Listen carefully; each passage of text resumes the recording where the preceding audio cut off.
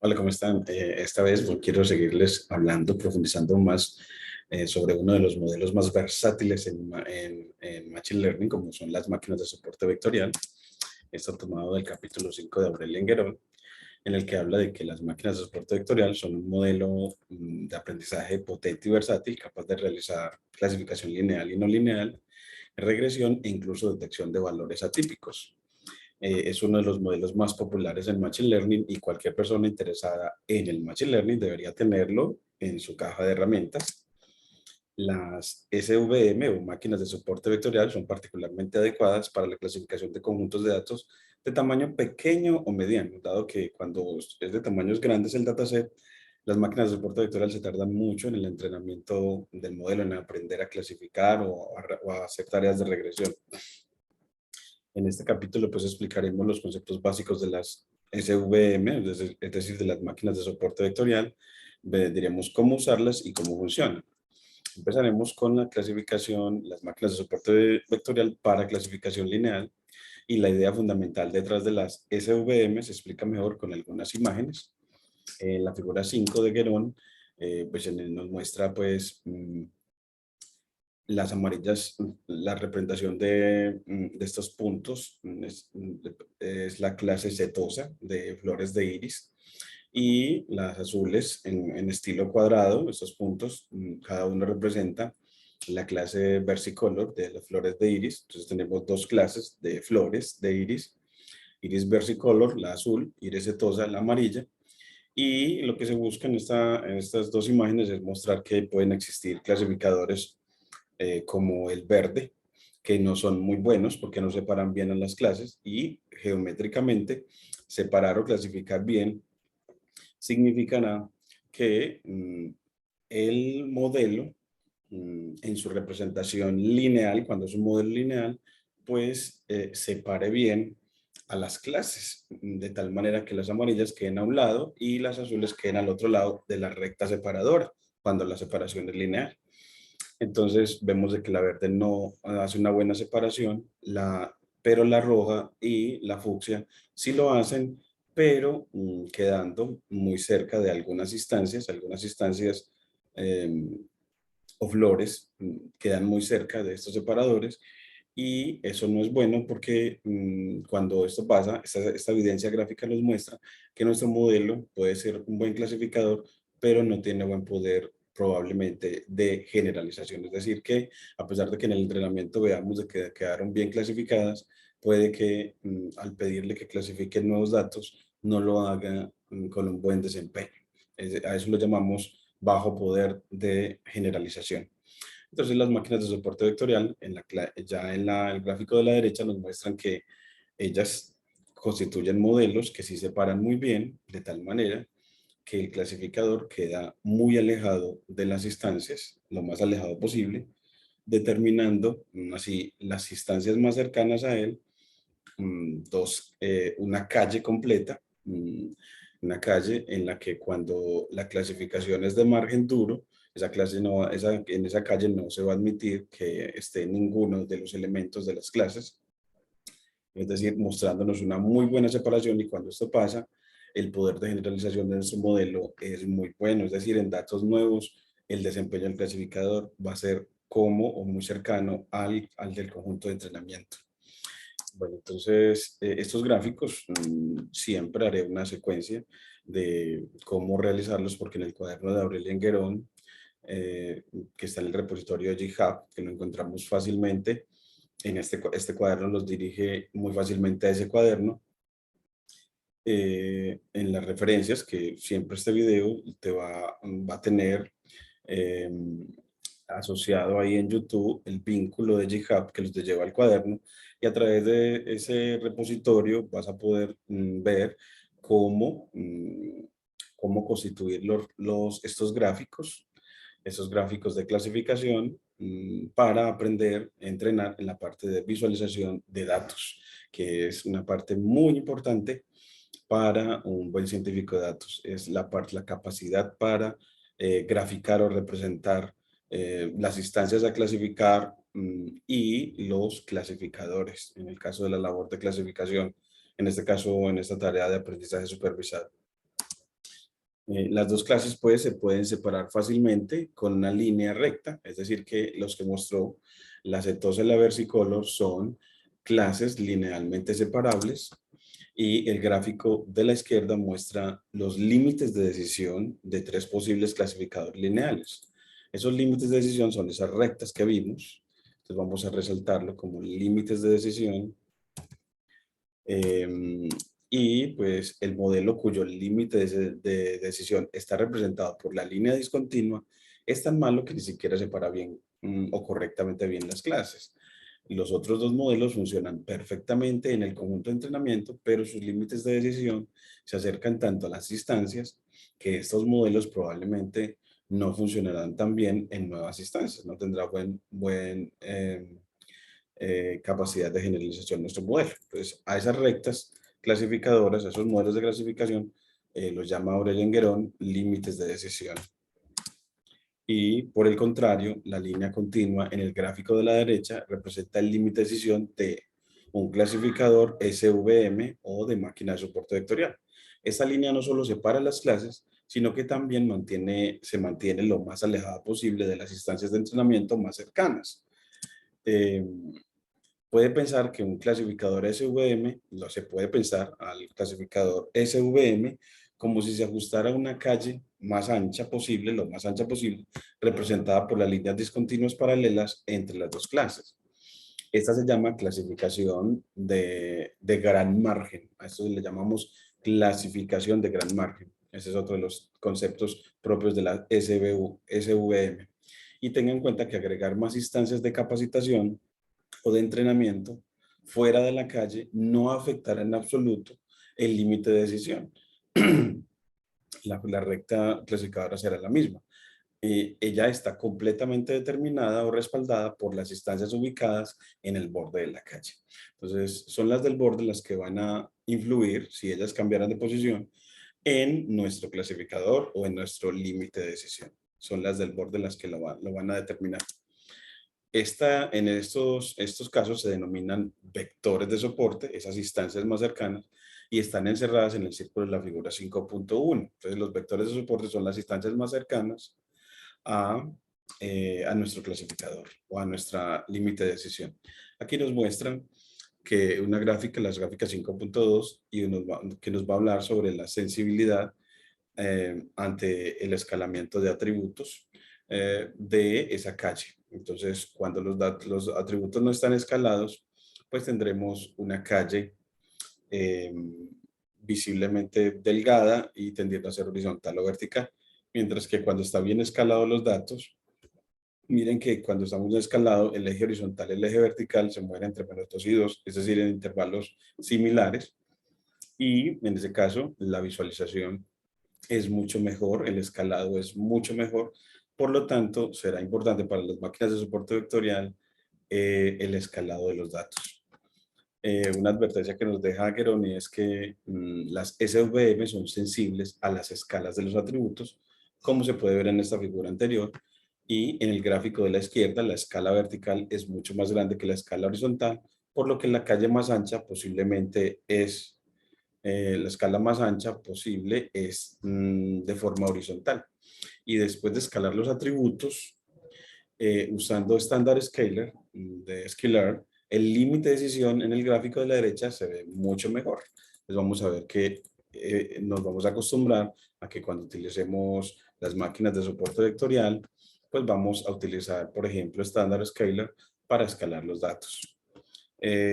Ahora también vamos a ver clasificación de margen suave, ya vimos clasificación de margen duro. Y si imponemos estrictamente que todas las instancias deben estar por fuera de la calle y del lado derecho, esto se denomina clasificación de margen duro y del margen duro del lado derecho de la calle. Entonces, aquí lo tenemos, esta clasificación de margen duro, vamos a ponerlo resaltado en negrilla, cuando no permitimos que ninguna instancia esté en la calle. Y hay dos problemas principales en la clasificación de margen duro. Primero, solo funciona si los datos son linealmente separables. Y segundo, es sensible a los valores atípicos. La figura 5.3 de Guerón muestra que el conjunto de datos de iris con solo un valor atípico adicional a la izquierda es imposible cuando tiene un solo valor atípico adicional. Encuentra la imposibilidad de encontrar un margen duro. Entonces, y a la derecha el límite de sesión termina siendo muy diferente del que vimos en la 5.1, sin el valor atípico, y probablemente tampoco se generalice bien. Tampoco.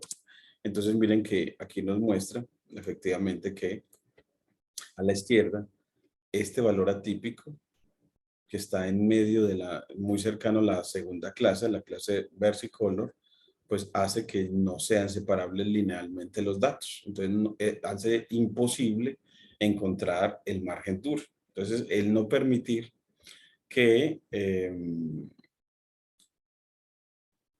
cada una de las clases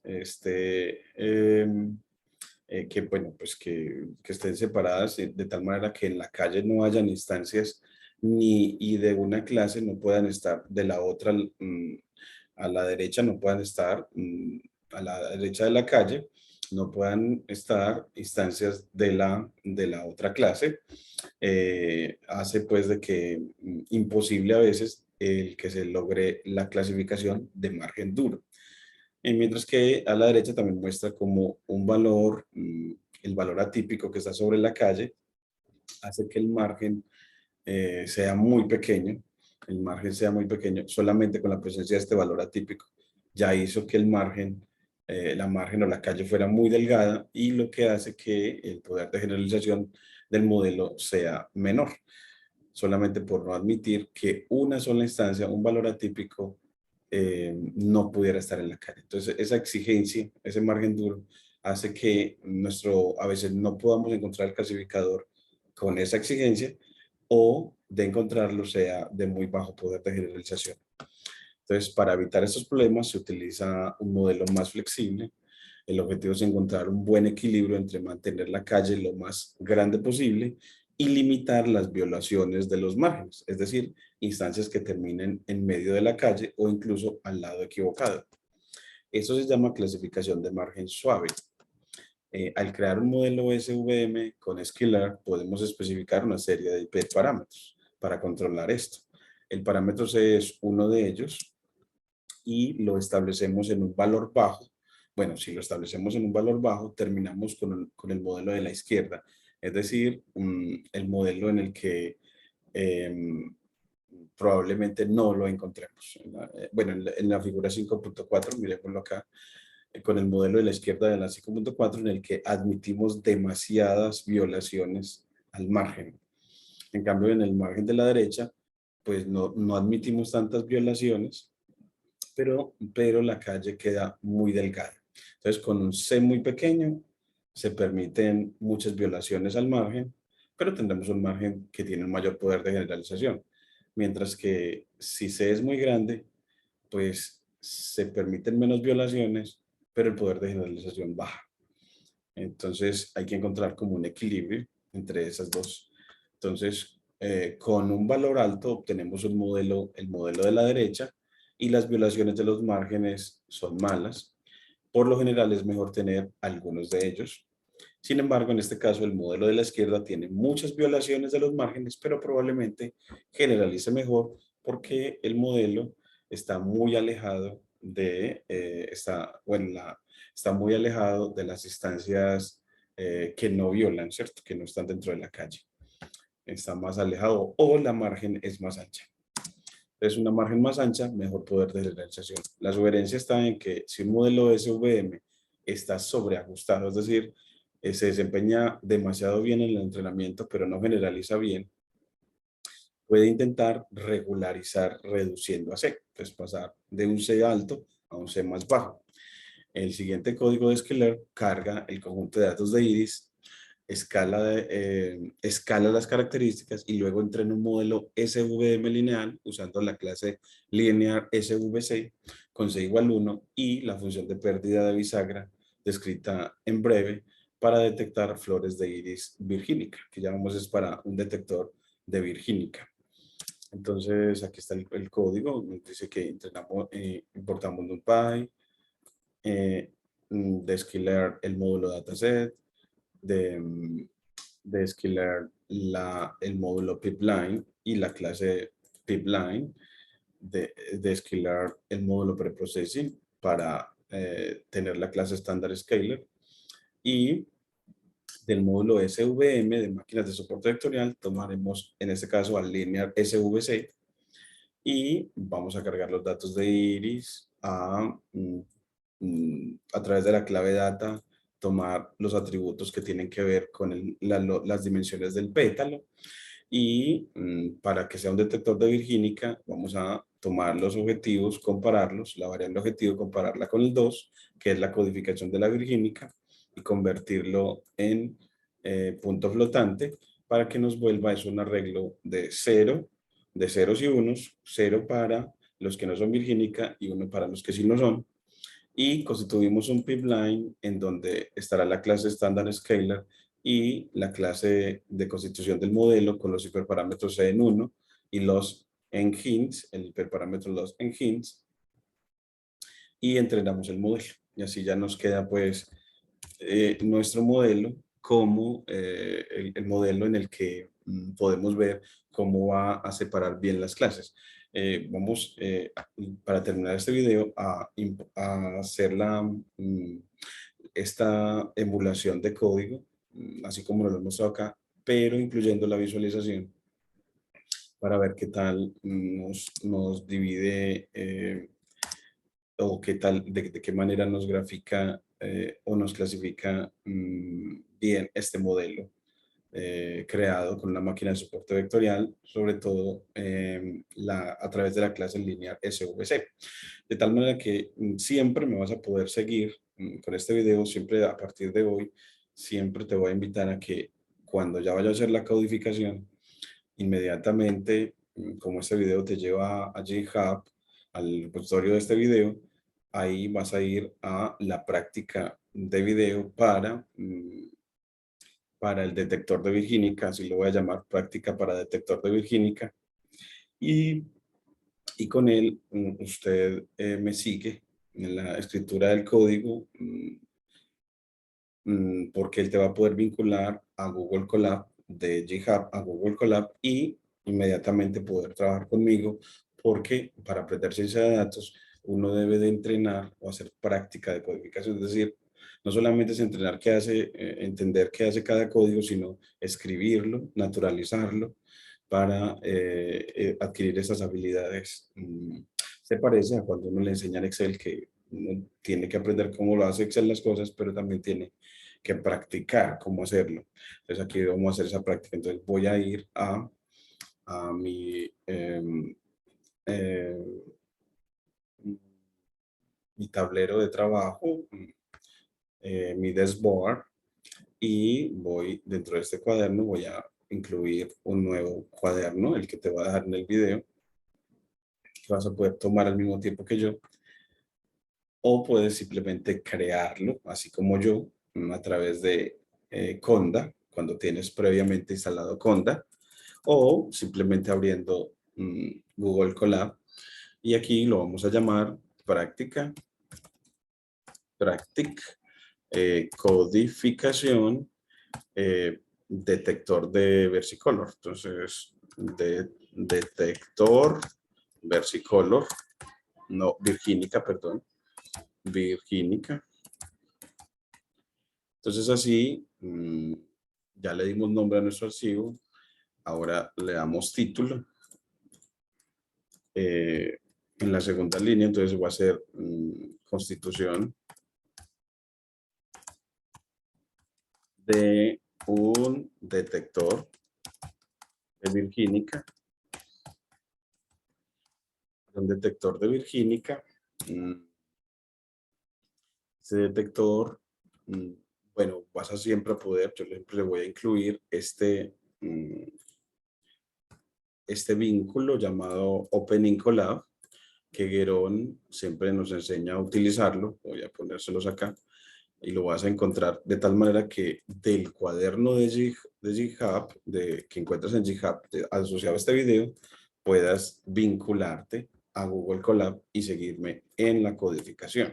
Eso es de la manera como te propongo para el aprendizaje de ciencia de datos, de una manera práctica, experimental e interactiva. Entonces, para esa constitución, pues importamos import numpy as np, como es usual, para la manipulación de los datos como arreglos de NumPy o matrices. Importamos a matplotlib.pyplot as plt para la visualización y vamos a importar para la carga de datos, pues de sklearn.datasets importamos load iris y eso para la importación de datos. Ahora, después de que los tengamos importados, necesitamos dividirlos y configurado nuestro detector, necesitamos dividirlo en entrenamiento y testeo. Entonces, tomamos de sklearn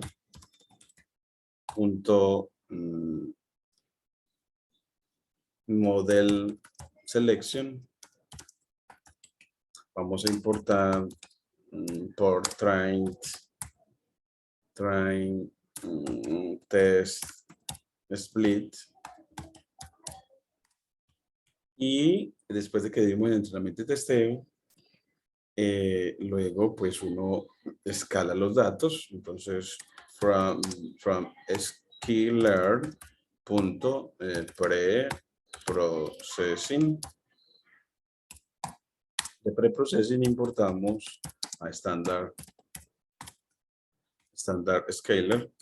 Recuerden que eso es lo que hace esta clase. Lo que va a hacer es a nuestros atributos dejarlos en rangos muy parecidos. En este caso puede ser más o menos en un intervalo de -3 a 3, gracias a que cada atributo, que vamos a tomar solo 2, les va a restar la media de cada atributo y la dividir por la desviación estándar de cada atributo. Eso va a normalizar los datos, a estandarizar los datos.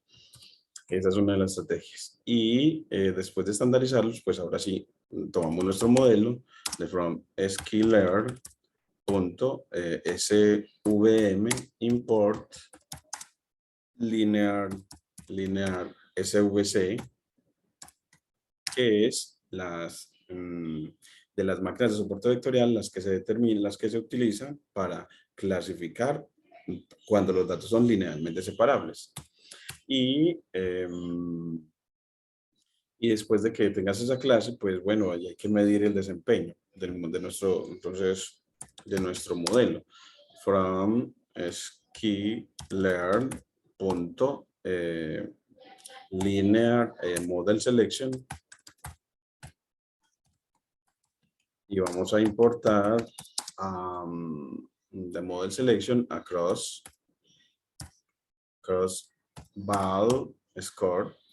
Bueno, en este caso, cross-val predict, porque cuando tenemos un detector, generalmente, recuerden que en el dataset de iris hay 150 instancias, 50 de cada uno de los 3 tipos de flores de iris, y entonces la virgínica se va a presentar en el dataset general 50 veces, y las que no son virgínica se van a presentar 100 veces, es decir que las clases que vamos a separar en el dataset original están la clase positiva, la virgínica, se presenta con la clase no negativa, con respecto a la clase negativa, en razón de 1 a 2, es decir, ella es solamente la mitad, es decir que aquí la clase negativa tiene sesgo, se presenta con mayor frecuencia, por lo tanto, el accuracy o exactitud no es una buena medida de desempeño, como nos lo decía Guerón en su capítulo 3 sobre clasificación de manos a la obra del Machine Learning, Hand-on Machine Learning. Entonces, utilizaremos mejor para la medida del desempeño el recall o precision. Entonces, para eso, pues vamos a tomar from sklearn.precision de metrics, importaremos a recall score, y ya con esos ya podemos medir el desempeño. Entonces ya tenemos todo. Tenemos para manipular los datos, visualizar los datos, importar los datos, dividir en entrenamiento y testeo, estandarizar los datos, entrenar el modelo. Entonces tenemos y medir su desempeño. Entonces cuando tienes todo, simplemente cargas las librerías. Esta práctica es muy importante y muy buena en ciencia de datos porque deja claro cómo te vuelve y te guía sobre el proceso de modelación y de medida del desempeño del mismo. Entonces, ahora luego que los tengamos, bueno, empezamos a traer nuestros datos. Entonces, llamamos a nuestra función loadIris. Y como queremos de una vez los predictores y las etiquetas, hay una cosa que quiero enseñarles y es, uno puede crear una función que configure los datos para el detector que quieras, para el detector de virgínica, o de setosa o versicolor. Entonces, vamos a def, esta es una función para configurar detectores. Entonces, configurar datos para detectores. Entonces, lo que queremos es una función que configure los datos para detectores, para detector de setosa o detector de versicolor o detector de virgínica. Entonces, en cada caso, pues ella siempre va a coger a loadIris y con el parámetro return XY con valor true, verdadero, vamos a obtener los predictores X y las etiquetas Y. Entonces, los predictores son los 4 atributos que usualmente tiene el dataset de flores de iris, y las etiquetas Y, que van a ser la clase de flor de iris que pertenece para cada instancia, de acuerdo a los 4 atributos. Entonces, así ya tendremos la división en predictores y etiquetas. Y cuando tenemos esos predictores generales, necesitamos solamente los que quieres para tu configuración. Entonces, como queremos solamente con 2 atributos para poder mejorar, para que nuestra visualización sea en el plano, entonces aquí lo ponemos configurar datos para detectores con 2 atributos. Entonces el nombre va a ser de acuerdo a lo que él va a hacer. Entonces, si solamente queremos 2 atributos, pues dígale cuáles van a ser los atributos que vas a tener.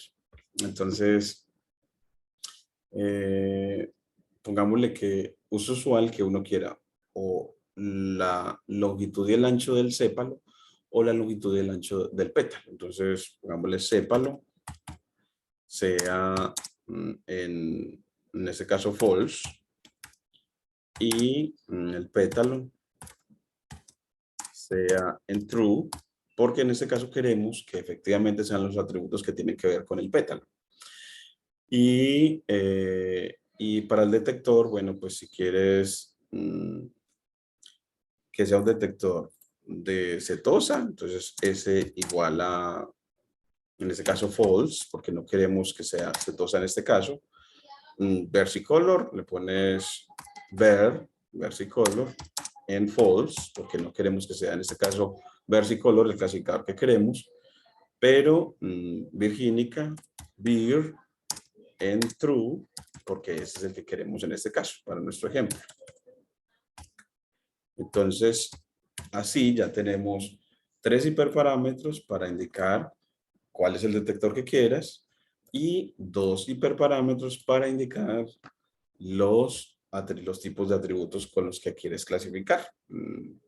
Ahora, ya cuando tienes eso en nuestra función, entonces ya le dices, bueno, pues para configurar los predictores para este caso, pues entonces con un ciclo condicional, si S es verdadero, no tienes sino que escribir así, si S, ya él lo toma como si es verdadero, entonces, ¿qué tiene que hacer? Pues entonces, que los nuevos atributos sean los X, los 4, pero vas a tomar todas las filas, coma,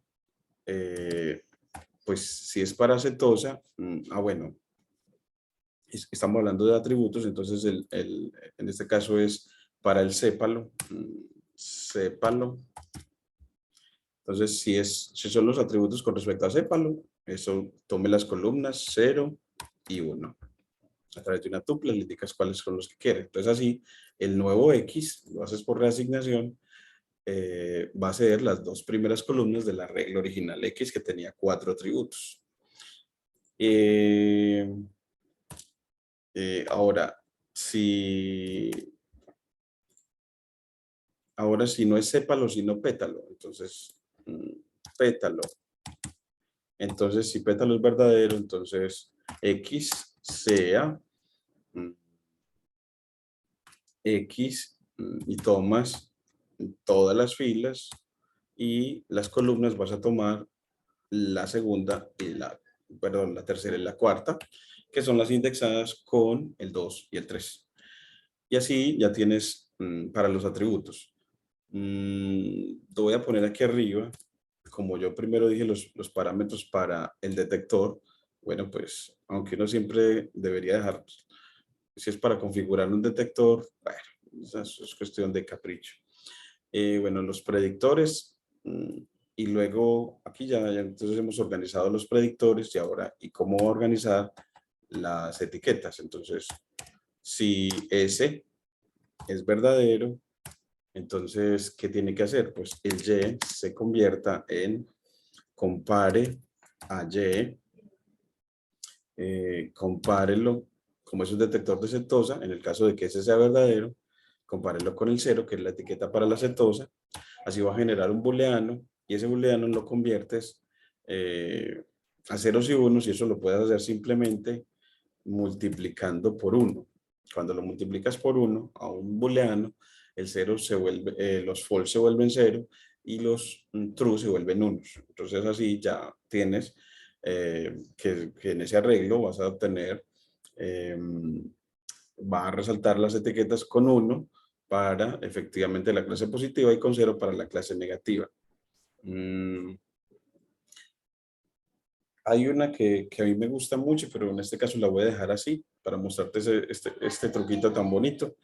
Y ya de manera análoga para los demás. Entonces, control C y copias control V.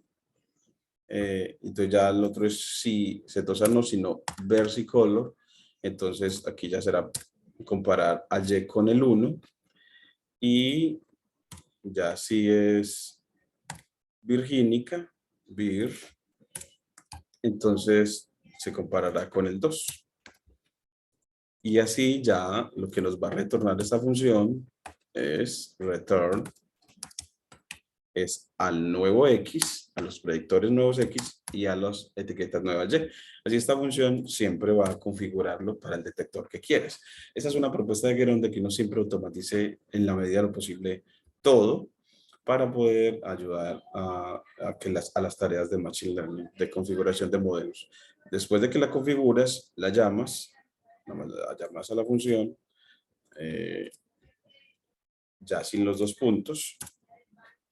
Y ahora sí, entonces corremos y miren que ya él nos da efectivamente los predictores como un arreglo de 2 columnas y las etiquetas más abajo. Miren las etiquetas mostrando que como queremos virgínica, las últimas 50 son las que son unos unos y los primeros 100 son los que son unos ceros, porque recuerden que el dataset de Iris está organizado de tal manera que estén las primeras 50 son cetosa, las segundas 50 son versicolor y la tercera son virgínica.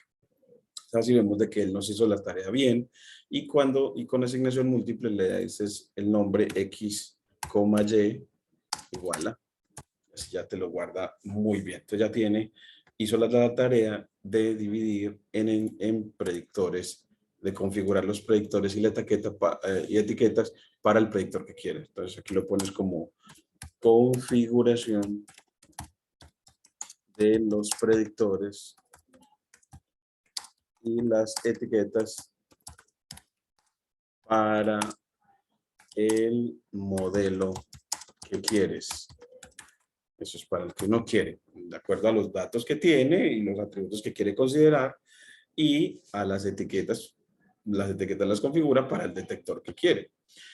Siempre, cuando trabajamos con Conda, le hacen View, Cell Toolbar, Slideshow, para que puedas convertir cada una de las líneas del cuaderno en una diapositiva, de tal manera que después puedas comunicar esto a través también de una presentación RISE, que vuelve cada línea del cuaderno en una diapositiva, emulando a como si uno pudiera un archivo Word, convertirlo a presentación en PowerPoint.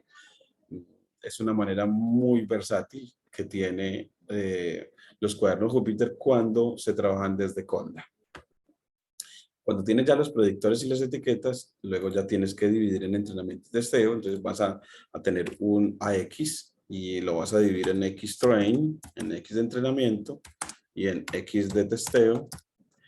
Y a Y lo vas a dividir en Y de entrenamiento y en Y de testeo a través de llamar a la función train test split, darle los datos X y Y, darle una tasa de testeo, test size, tamaño de testeo, generalmente de 0.2, un random state, para hacer reproducibles los datos en 42, cambiamos de línea, y para que sea un muestreo certificado con Stratify Y, para que las etiquetas sean las que permitan la estratificación, de tal manera que las muestras de entrenamiento y testeo, pues la clase positiva siga presentándose en razón de 1 a 2, así como en el dataset general. Entonces, para poder que nuestro muestreo sea estratificado. Así ya tenemos dividido en entrenamiento y testeo. Ya después dice, bueno, y si ya dividió en entrenamiento y testeo, ya está en esta parte, falta estandarizar los datos, preprocesarlos. Bueno, entonces así vas a obtener un X train escalado y un X test escalado.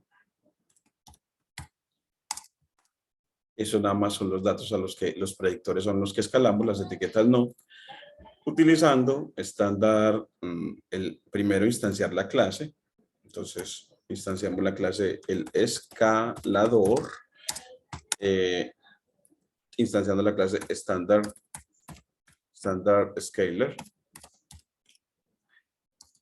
Y bueno, pues cuando la instanciamos, pues aplicamos a nuestro escalador, aplicamos el método fit transform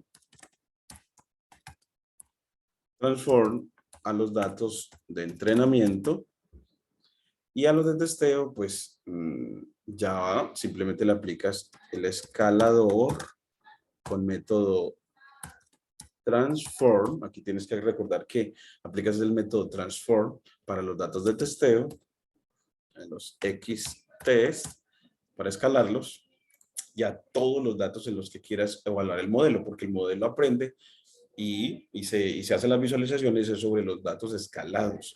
Entonces, recuerda que cuando vas a hacer las predicciones, siempre debes primero otra vez a cada una de las instancias escalarla con los parámetros de media y desviación estándar aprendidos cuando aplique en el conjunto de entrenamiento. Por eso es en el conjunto de entrenamiento que aplicas fit transform, pero en los nuevos, para las predicciones y graficación, solo aplicas transform sobre las instancias que quieras escalar, para que lo haga con los parámetros media y desviación estándar aprendidos en el conjunto de entrenamiento. Entonces así ya tenemos escalados nuestros datos, y cuando los tenemos escalados ya vamos dentro de nuestra metodología a poder constituir nuestro modelo para luego medir el desempeño y luego graficarlo por último. Entonces, llamamos a la clase, instanciamos nuestro clasificador, que es bueno llamarlo SVM CLF, como lo llama Guerón usualmente, y que aquí vamos a tomar al linear SVC. No tenemos que decirle nada más. Así ya está la tenemos instanciada y ya ese SVM CLF, nuestro clasificador, lo ponemos a entrenar con los datos aplicando el método FIT para que ahora sí aprenda de nuestros datos, aprenda, aquí la parte donde se hace Machine Learning, es decir, la máquina aprende de los datos a clasificar. Aprende según los atributos que tiene a clasificar cetosas, perdón, en este caso virgínicas. Entonces, cogemos los datos de entrenamiento y las etiquetas de entrenamiento para que la aprenda a clasificar según la información que le dan. Y convertimos cada una de las líneas en diapositivas. Y ahora sí que ya tenemos nuestro clasificador, pues bueno, miremos su desempeño y luego grafiquemos. Bueno, en realidad, primero grafiquemos, entonces hagamos la visualización. Entonces aquí ya es, en esta parte lo que hicimos fue modelar, podemos decir, modelar o crear el modelo clasificador con una máquina de soporte vectorial. Con una máquina de soporte vectorial. Y ahora sí, pues bueno, pues si ya la tenemos, visualicemos y luego veamos el desempeño. Entonces, visualicemos nuestro clasificador en el conjunto de entrenamiento.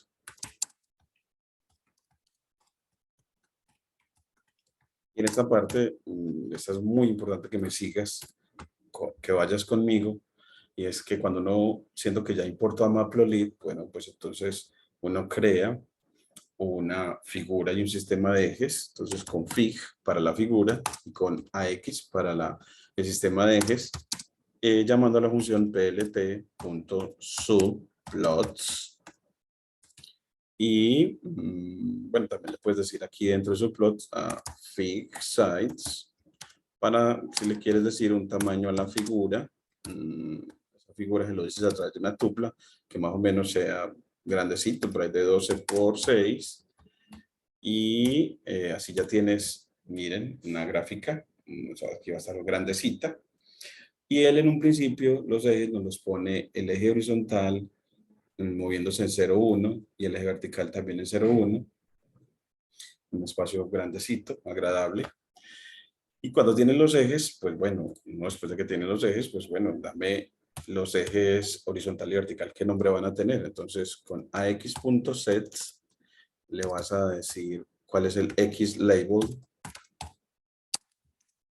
le vas a decir cuál es el Y label y cuál es el título de la figura a través del parámetro title. Entonces con X label, una cadena de caracteres, le indicas que el horizontal es la longitud del pétalo,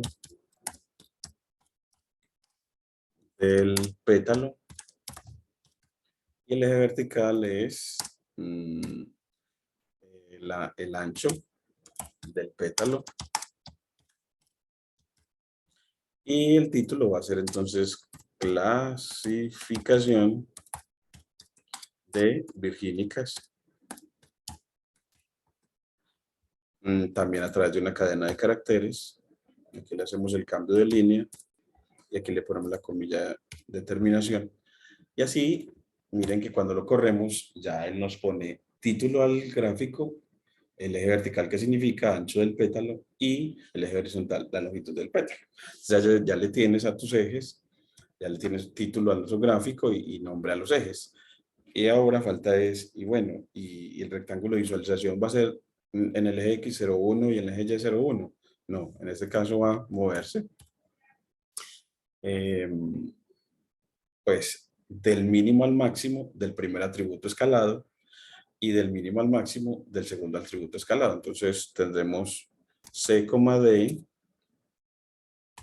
para los extremos en el eje horizontal, el rango, los extremos del rango en el eje horizontal y con E, F para los extremos del rango en el eje vertical. Entonces, y para eso pues vamos a tomar de X train escalado, vamos a tomar 2 puntos la primera columna, coma 0, y tomaremos de esa primera columna, que es el primer atributo, el mínimo con el método min, y de manera análoga el máximo, también el máximo de esa columna, control C, control V. Entonces aquí le ponemos ya no método min, sino el método max. Y así tendremos el rango del dominio o del eje horizontal. Y de manera análoga para el eje vertical, entonces ya tomaremos todo, pero con respecto al segundo atributo. Entonces no tomaremos la primera columna, sino la segunda, es decir, la indexada con el 1. Y así tendremos, miren ya, los dominios, pero necesitamos especificarlos acá. Entonces a través de ax.axis le entregas una lista de Python con C y D, que son los extremos para el eje horizontal, y E y F para el extremo, para el eje vertical. Y así ya miren cómo te grafica que en el eje horizontal la longitud del pétalo de los atributos escalados se mueve desde menos 1,5 hasta más o menos 1,8 o 1,7. ¿Y por qué longitudes de pétalo negativas? Porque al estandarizar los datos, al restar la media, para algunos nos va a dar valores negativos y para otros valores positivos. Es por eso. Y así miren que entonces el primer atributo se mueve desde menos 1,5 hasta 1,7 y el segundo atributo entre menos 1 en menos 0,9 hasta 1,6, más o menos. Entonces se mueven en escalas parecidas. De ahí el haber escalado los datos con la estrategia de estandarización a través de la clase Standard Scalar. Y ahora sí, ya que tenemos los ejes y con el nombre de los ejes y todo, pues graficas la clase positiva. Entonces con ax.plot vamos a graficar la clase positiva, que es x,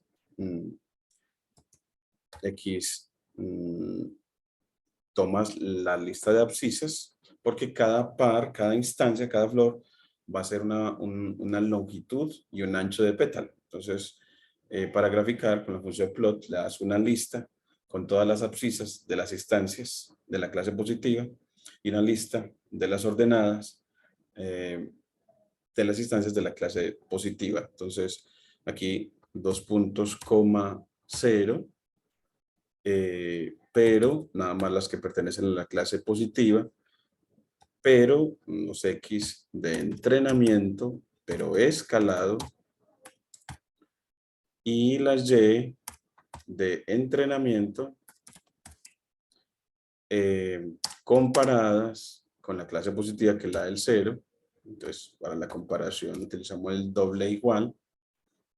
Y así nos va a graficar, miren, estas son las abscisas de los puntos correspondientes a la clase positiva. Bueno, la clase positiva es con la indexada con el 1, en este caso. Y ahora las ordenadas, pues bueno, pues tomas lo mismo, control C, control V, pero ya la segunda columna de los atributos, la indexada con el 1. ¿Y de qué color? Pues Querón los grafica en amarillo, entonces con yellow, y para que sean puntos con la O, para el estilo del trazado. Y así miren que ya tenemos la clase positiva y nos quedó por acá arriba. Entonces la setosa quedó por acá arriba y los puntos quedaron, algunas instancias quedaron en el borde. Entonces uno para eso le resta menos 0,3 al mínimo y le suma 0,3 al máximo para cambiar el rectángulo de visualización, menos 0,3 al mínimo y le suma 0,3 al máximo para que el rectángulo de visualización cambie, y así miren que los puntos quedan dentro del rectángulo de visualización y no queda ninguno en el borde del rectángulo de visualización. Nos queda una mejor observación de la clase positiva.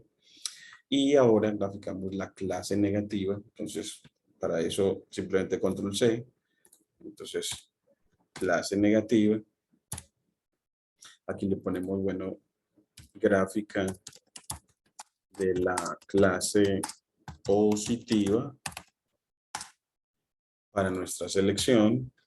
Y ahora, y aquí ya gráfica para la clase negativa. En este caso, la clase negativa, entonces ya la indexada con el 0. Entonces, para la que nos lo indica a través de las etiquetas. Y ya ellas van a ir con color azul, en este caso azul. Y el trazado, que no sean puntos, entonces no con la O, con estilo O, sino con estilo S, para que sean cuadraditos. Y así vemos de que no son linealmente separables las clases. Vemos, miren que no es posible separarlas linealmente porque miren que acá algunas instancias se están metiendo como muy cercana a la región donde está la clase negativa, algunas instancias de la clase positiva, algunos puntos amarillos dentro de la región o el óvalo que englobe a esa clase negativa.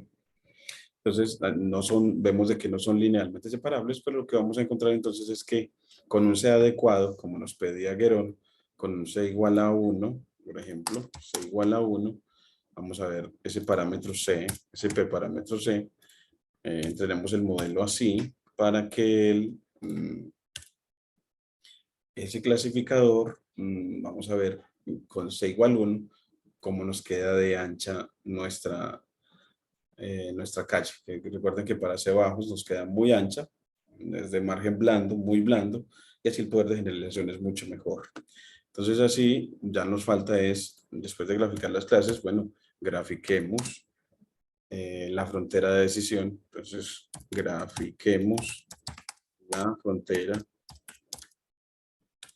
de decisión. Y pues para graficarla, pues otra vez, bueno, en este caso necesitamos determinar la pendiente, que yo la voy a llamar B-, y el intersecto, que la vamos a llamar, bueno, la pendiente la vamos a denotar con M-bajo y el intersecto con B-bajo. Y M se va a obtener previamente de un vector W y de un término de sesgo V que se obtienen al tomar del clasificador SVMCLF, aplicarle para W el método COEF, el atributo COEF guión bajo, y tomar de él la primera componente y de SVMCLF aplicar el método intercept guión bajo la primera componente para que nos dé una regla en un país de unas dimensiones, un vector de dos componentes horizontal o vector fila. Bueno, para intercept, un solo número real, pero para coef, un vector fila con dos componentes. Y para la pendiente, entonces, ya va a ser el cambio de signo de W 0 sobre W1, es decir, la primera componente sobre la segunda, pero cambiado el signo. Y también cambiando el signo, AB lo vamos a dividir por W1, la segunda componente del vector W. Y así tendremos la pendiente del intersecto de nuestra recta. Y así vamos a darle para esa recta un conjunto de abscisas para la recta. Esas abscisas van a ser C, D. Y las ordenadas las vamos a llamar decision boundary. Y ellas van a ser, pues, C por M más B, coma D por M más B, pero M guión bajo y B guión bajo, M guión bajo y B guión bajo. Y así ya tenemos las ordenadas, las abscisas de las ordenadas de nuestra recta clasificadora o hiperplano separador. Ya vamos ahora sí a x.plot para graficar a x0 contra decisión boundary.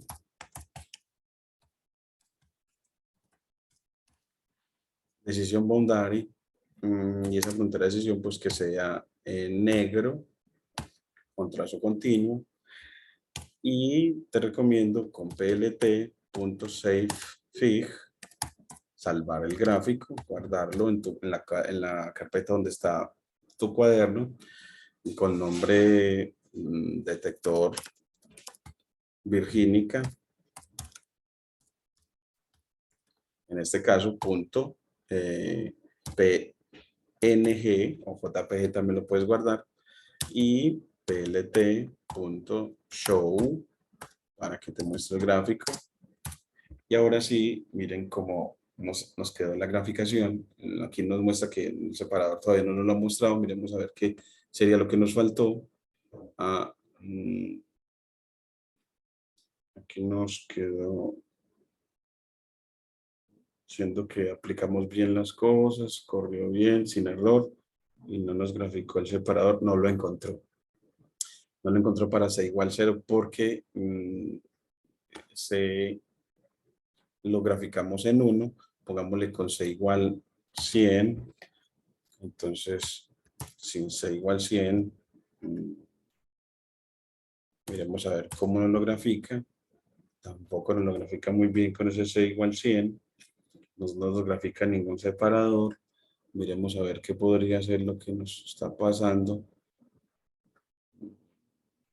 x0 C por M más B guión bajo.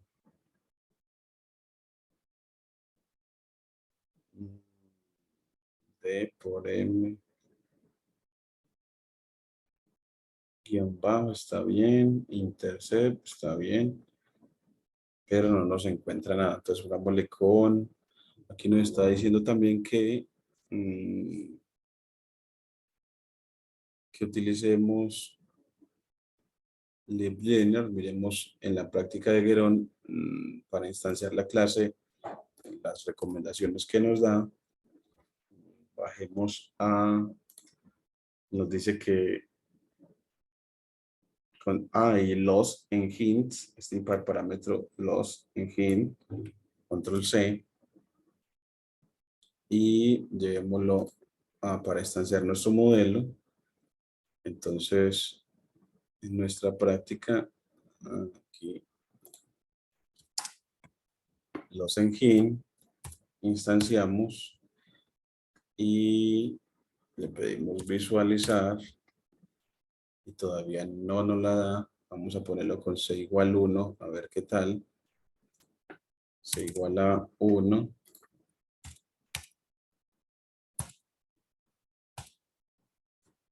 Aquí ya nos muestra arriba un clasificador, pero no nos está mostrando una buena separación. Aquí no aparece, pero no. Y vemos a ver si de pronto hay algún problemita. Xtrain escalado. Xtrain escalado está bien.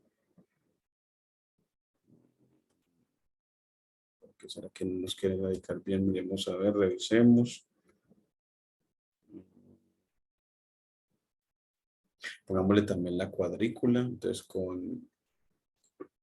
a nuestro sistema de ejes a x.grid con la función y lo ponemos que la cuadrícula quede bajita, entonces con un alfa o opacidad de 0.4 o del 40%, ya nos quedó la cuadrícula. Falta revisar que nos quede bien. Vamos a ponerle aquí, creo que es dual coef. Dual coef no. Vamos a ver, dual coef.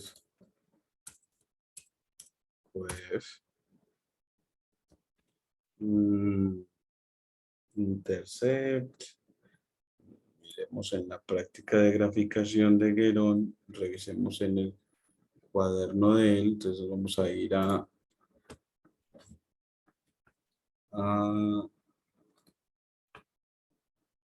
el cuaderno de Guerón. Y miramos en cuanto a las máquinas de soporte vectorial. Y bajamos para en cuanto a la graficación que podemos encontrar. Miremos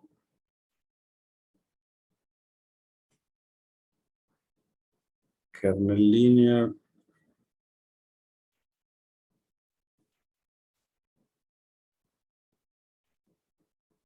Y tomémosle cfloat infinito a ver qué tal. Control C.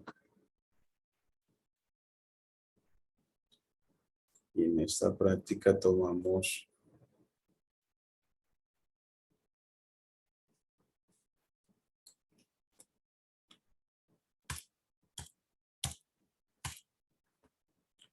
aquí no nos lo muestra, con infinito no. Y con 10, iremos con 10 a ver.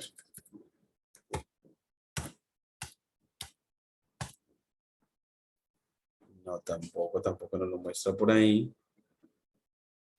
Revisemos en el cuaderno de Guerón de nuevo.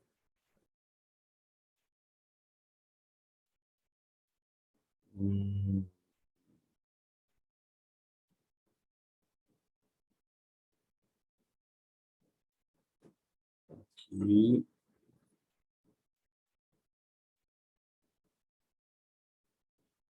Miremos a ver acá. Decisión boundary. Aquí con el ancho de línea, line width, 2.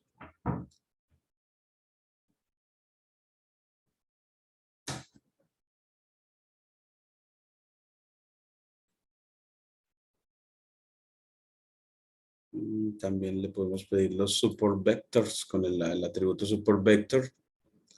Y para la frontera de decisión, la pendiente menos W0 sobre W1 por X0.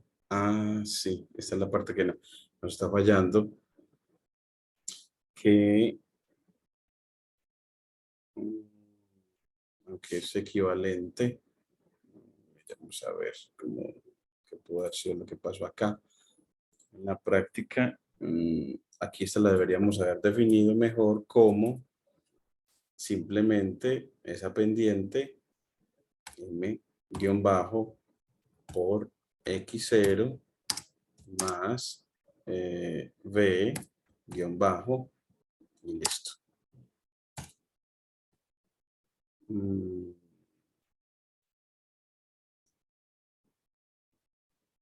Él nos está pidiendo que lo dejemos más b, vámonos aquí con np.array para que esas abscisas sean un array de NumPy. Y ahora sí, nos lo grafica sin mostrar un error, pero sigue nuestra frontera de decisión sin verse bien. X0CD, el dominio de graficación, la pendiente, menos W0 sobre W1, menos B sobre W1. Revisemos aquí a ver qué tal. En este, menos W0 sobre W1 está bien. Esa es la pendiente. Y menos B sobre W1, ese es el intersecto. Y aquí estamos en más B, guión bajo, está bien. Intercept está bien. Y no nos quiere mostrar el clasificador. Miremos, revisemos cuando le pedimos que nos dé ese vector, control C, que define, aquí se nos movió.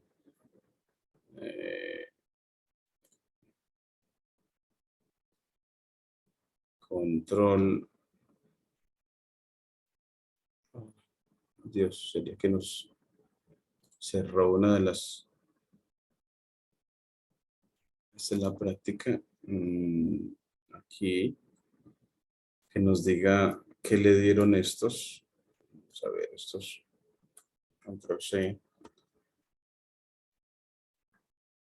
Pero este no es el cuaderno donde estamos trabajando. Se nos fue otra vez para otro lado.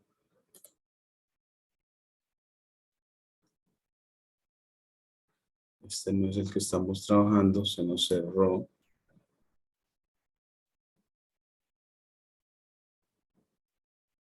Detector de virgínica es este.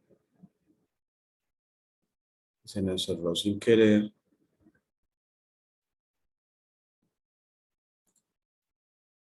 Qué raro.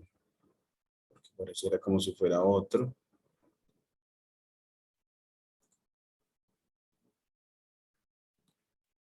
Y cuando le pedimos este, vamos a copiarlo aquí.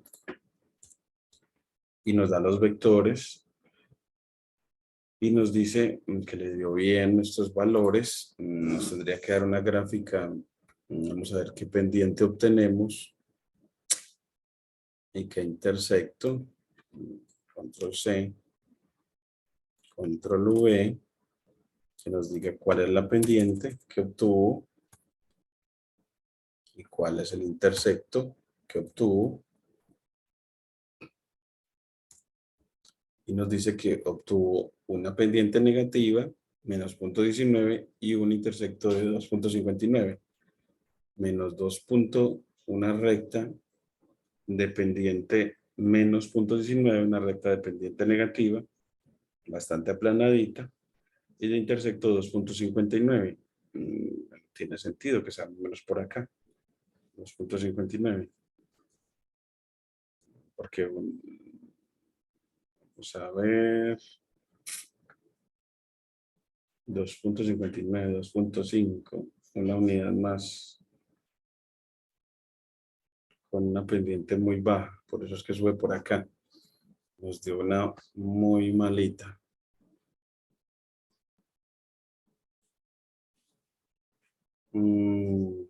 Miremosle el desempeño a nuestro clasificador. A ver, entonces llamemos a cross val predict. Y bueno, pues tomemos cross val predict, pero necesitamos para esas predicciones, bueno, pues a SVM CLF, nuestro clasificador, a los X de entrenamiento escalados y a los Y de entrenamiento, a las hojas de validación, que sean 5, y el scoring, en este caso solamente queremos predicciones, entonces necesitamos darle scoring, entonces Y, train, predicciones, y con esas predicciones hallamos su recall. Entonces, bueno, pues calculemos recall score con mis datos de entrenamiento y mis Y train predicciones, y con eso pues recall score, aquí score nos dice que es de muy bueno, es del 92% de poder de detección, el 92% de poder de detección, muy bueno, no nos debería dar, entonces nos debería graficar muy bien, pero sin embargo nuestra graficación está fallando, siendo que lo estamos haciendo, al menos al parecer, está bien es copiado el W, W de 0, W de 1.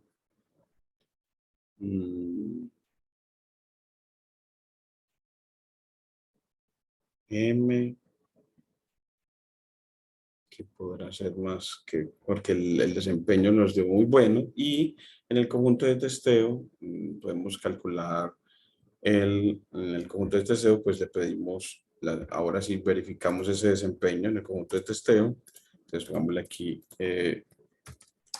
verificación en el conjunto de testeo, y bueno, pues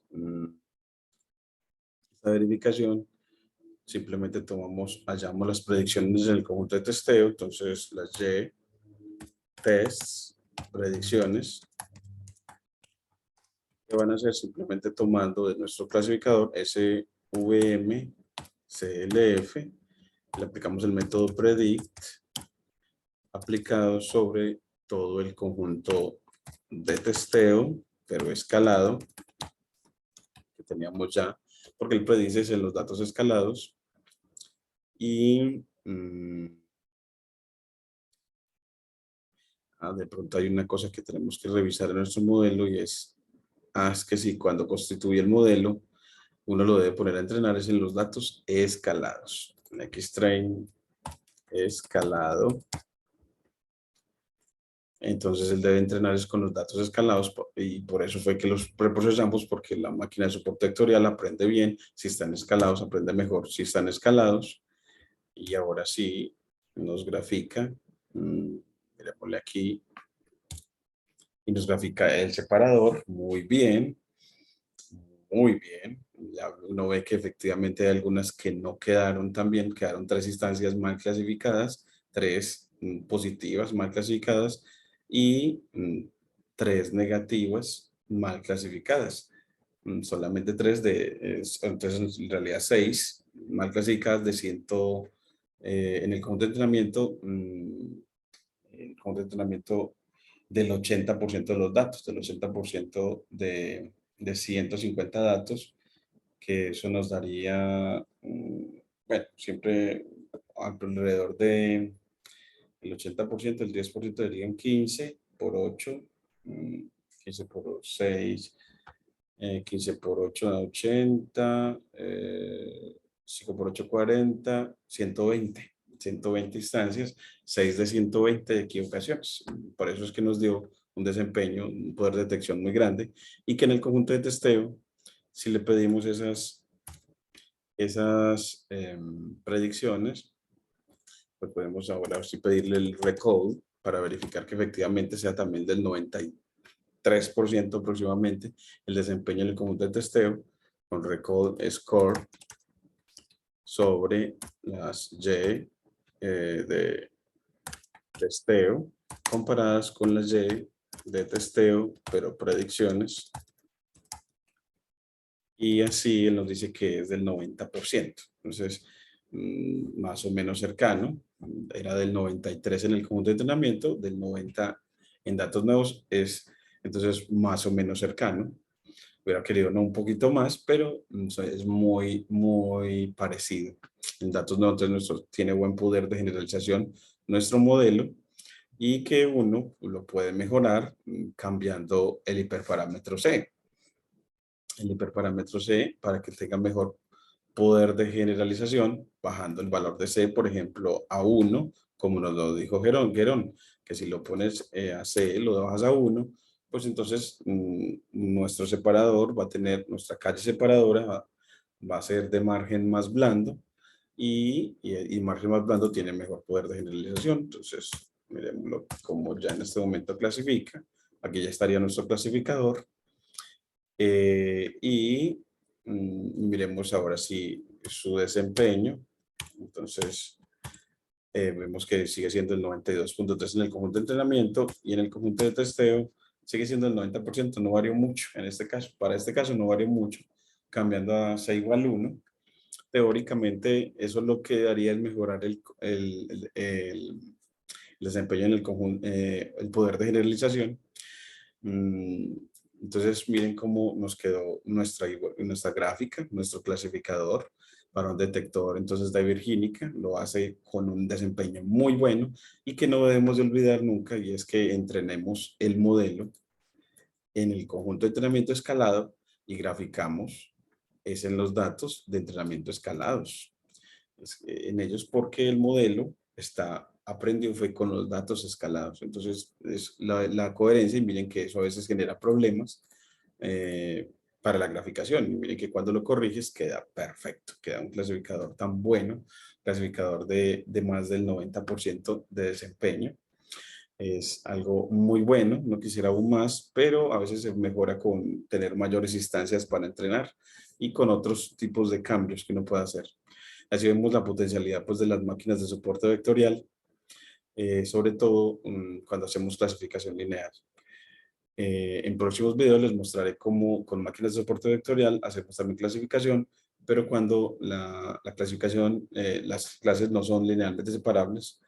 Entonces vamos a ver las máquinas de soporte vectoriales para clasificación no lineal. Aquí fue para clasificación lineal.